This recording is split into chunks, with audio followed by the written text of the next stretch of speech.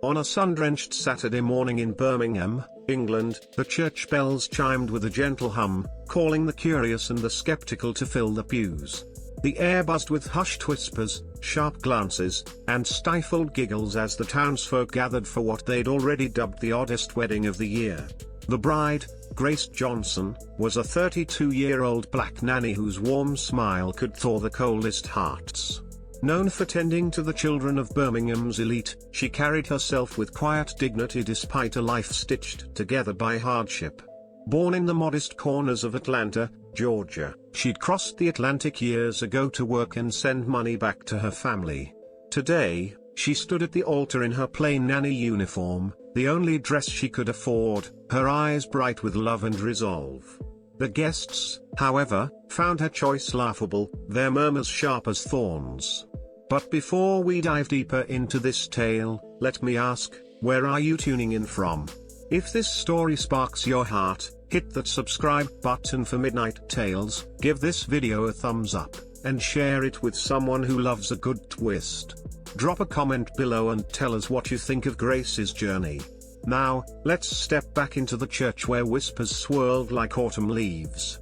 The groom, Daniel Brooks, stood tall beside Grace, his rugged beard framing a face weathered by life.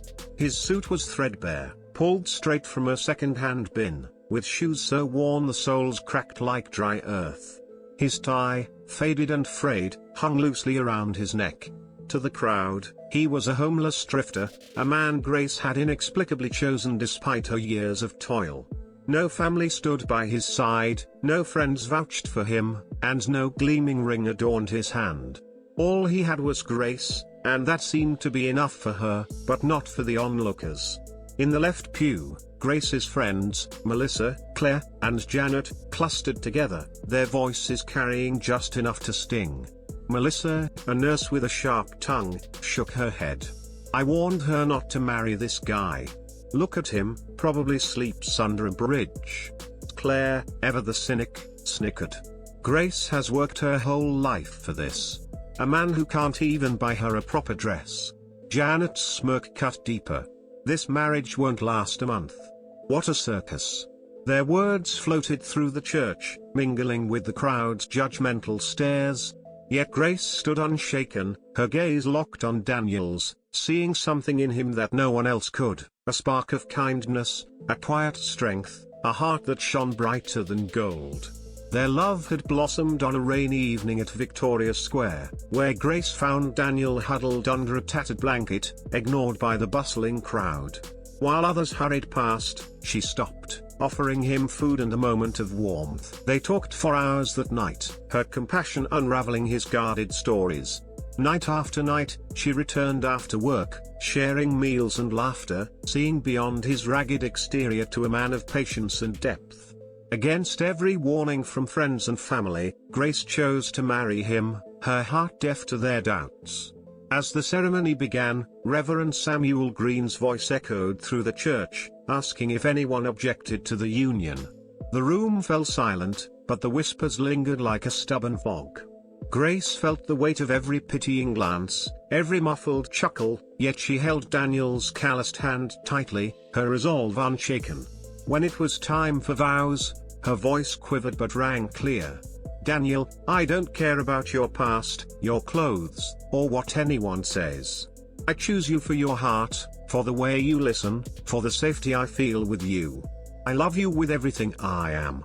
The crowd scoffed, some rolling their eyes, others shaking their heads in disbelief. Then Daniel spoke, his deep voice soft but steady. "Grace, you saw me when I was invisible to the world. You loved me when I had nothing to give. You're my miracle, and I swear to love you forever."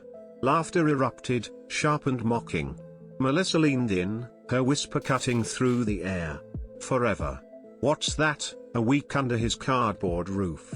Even the groomsman, a last-minute stand-in, shook his head, barely hiding his amusement. But then, Daniel did the unthinkable. Raising a hand, he turned to the pastor. "May I say something before we finish?" The reverend nodded, uncertainty flickering in his eyes. Daniel stepped to the microphone, his worn shoes squeaking, his suit creasing with every move. The crowd braced for more humiliation, expecting a desperate plea or foolish ramble. Instead, his voice was calm, commanding. "I know what you're all thinking. You see my clothes, my shoes, and you laugh. You pity Grace, thinking she's thrown her life away on me. You believe she deserves better. Am I right?" The church fell deathly silent, guilty faces betraying their thoughts.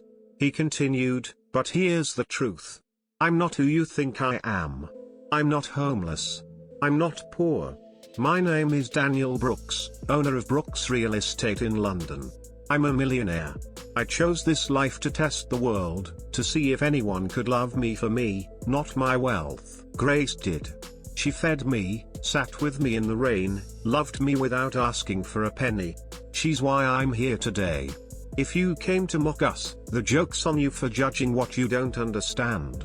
Gasps rippled through the church. Melissa's jaw dropped, Claire's eyes widened, and Janet's face burned crimson with shame. The laughter died, replaced by stunned silence.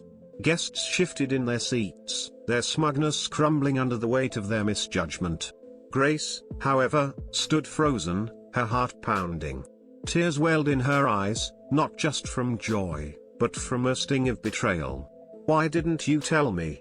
she whispered, her voice barely audible. She'd loved him as he was, poor and broken, only to learn he'd hidden the truth. After the ceremony, as guests swarmed with forced smiles and newfound respect, Grace pulled Daniel aside. Her voice trembled with hurt. "Why, Daniel? Why let me stand here in my uniform, humiliated, while you kept this secret? Do you know how that feels?" Daniel took her hand, his eyes pleading. "Grace, I had to be sure. My whole life, people chased my money, not me. I was drowning in fake love until you're real, and I needed to know it wasn't about my wealth." Grace turned away, tears falling. "You tested me, Daniel. Love isn't a game. You should have trusted me from the start." She walked out, leaving him alone with his truth. The days that followed were heavy. Grace holed up in her small Birmingham flat, ignoring Daniel's calls. Her heart warred between love and betrayal. She replayed the wedding, the cruel laughter, the sudden shift when his wealth was revealed. It sickened her that people's respect hinged on money, not love. 2 weeks later, Daniel appeared at her door, no longer the scruffy man she'd known. His suit was crisp, his beard neat, his shoes polished. He held flowers, but his eyes carried a quiet desperation. "Grace," he said softly, "I know I hurt you. I should have trusted you from the beginning. I was scared of losing you to the same shallow world I'd escaped.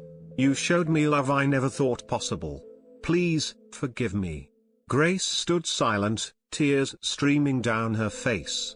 "I didn't care about your money, Daniel. I loved you as you were. That was enough." He placed the flowers in her hands. "Let me make it right.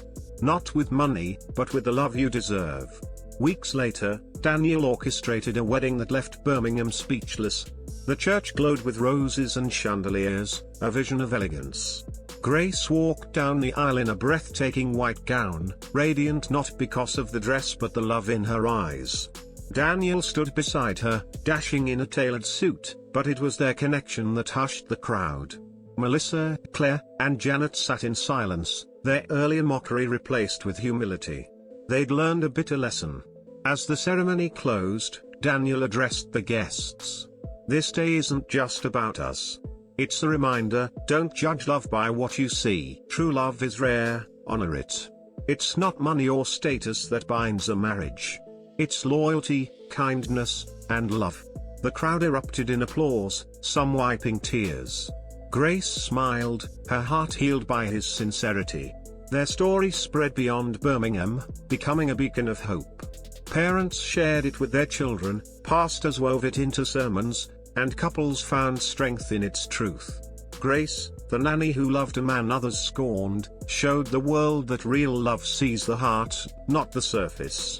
In the quiet of their home, far from the world's noise, Grace and Daniel held hands, grateful for a love no wealth could buy. What's your take on their journey?